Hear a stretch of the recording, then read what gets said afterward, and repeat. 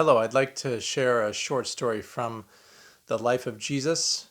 This is a story found in the New Testament of the Bible, John chapter 4. Some refer to this story as the woman at the well because it's all about Jesus speaking with this woman who was at a well getting water.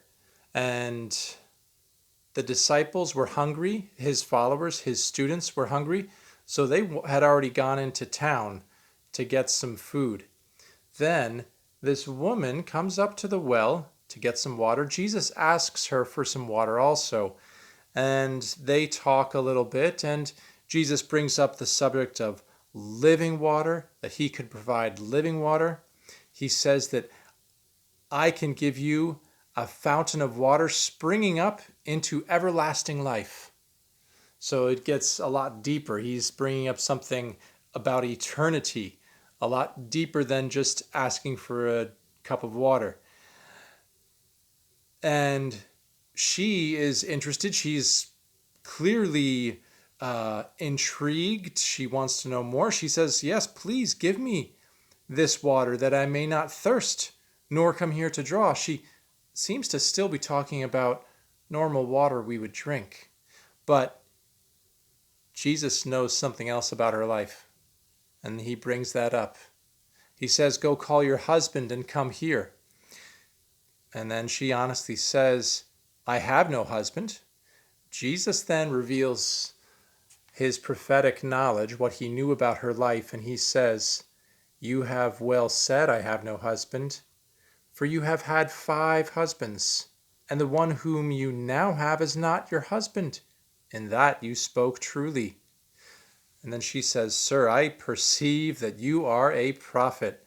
And yes, he is. And then they discuss things further. But I just want to point out here a couple things. One, that's amazing that Jesus even talked to her at all.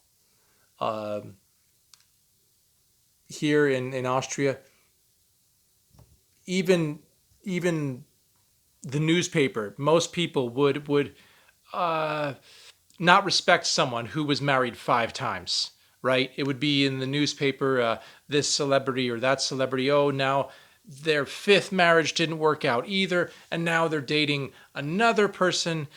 Even people who are not religious would recognize and see that this is not a respectable thing. This is dishonorable. Clearly something is wrong here in this person's life. And much more so, someone of a religious background who is teaching the truth, you would think would probably not even talk to this woman. She is shameful. All that she has done. She's had 5 husbands, and now she's with another guy.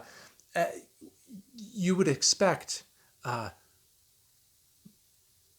this woman to be ignored, this woman to be neglected by a religious teacher. But Jesus is open to show her that he does care about her, that she has value. He teaches her the truth, and he does make it clear that she should worship God in spirit and truth. So he does not just say, "Oh, it's fine, no problem."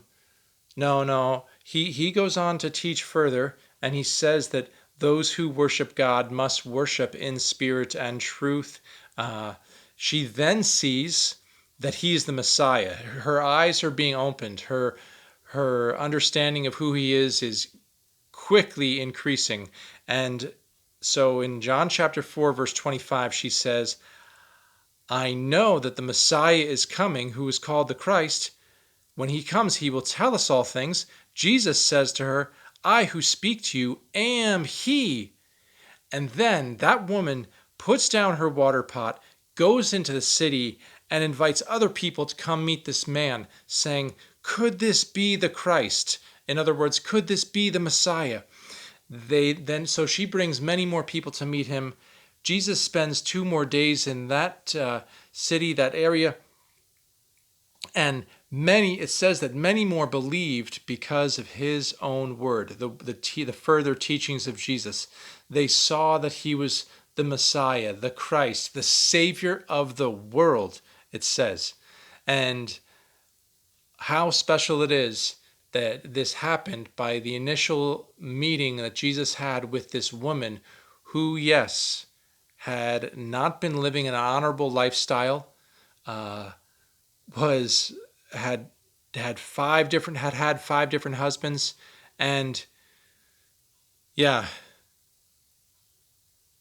we are in amazement though that Jesus was so gracious towards her and did not ignore her, did not neglect her. He also did not condemn her. He did not rebuke her and just say, "Get away from me, you are unholy," anything like this. And depending on where your background is and what your experiences in life have been, it very well could be that you yourself have been corrected in a harsh way by people who were teachers of this or that religion because you had made some sin, you had done some things wrong, you did something shameful. Maybe you were corrected in a very harsh way and were very hurt. But Jesus is not like that. And I'm not here today, I'm not making this video to say that other religious teachers are bad if they are so harsh. This is not my point, but rather to emphasize that Jesus is loving and he is gracious. He has mercy for you. He does also, though, teach the truth and says that we should worship God in spirit and truth. In other words, we should be following his ways. We should walk with him. Try to understand his teachings and live that way. But he also invites all people to him. This is an important point here that he says, those who worship him must worship in spirit and truth. He does not say, oh, this is for Jewish people, or this is for people of the West, or people from a certain country. No, he's calling anyone to worship God and to worship him in spirit and truth, and see that he is indeed the Christ, the Savior of the world, the one who we all need. And then a little later in John chapter 7, he also says that whoever believes in me, as the scriptures has said, out of his heart will flow rivers of living water. And so how wonderful that is too. And he says, if anyone thirsts, let him come to me and drink of this living water, this forgiveness, this new life that we can have in him. And then he promises, out of your heart will flow rivers of living water to bless and encourage other people. So I hope this is something for you to think about, something that hopefully helps you understand some of the teachings of Jesus a little more, and to see that he was a teacher who was very different from the many teachers out there who are so harsh and hard on people who have done wrong things. Because the fact is, we have all sinned.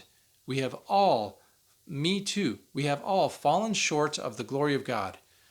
And as I think about people in the New Testament, we see people who knew that they were sinners, that they had done things that were shameful for them. There's not so many people who were proclaiming that they were perfect. This is not something we see. We see even that we know that in the life of even the highest religious people, called the Pharisees in English,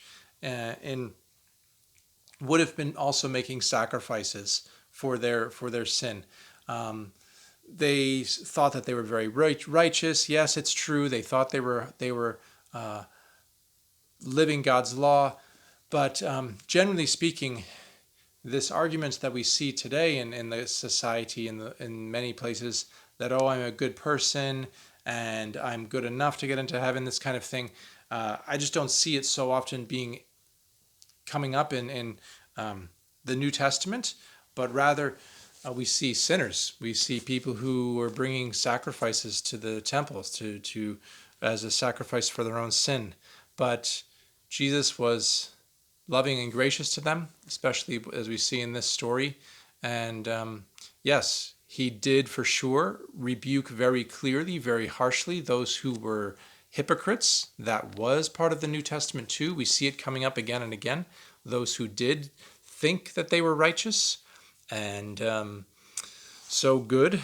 He did rebuke them because they were hypocrites and they were saying one thing and doing another.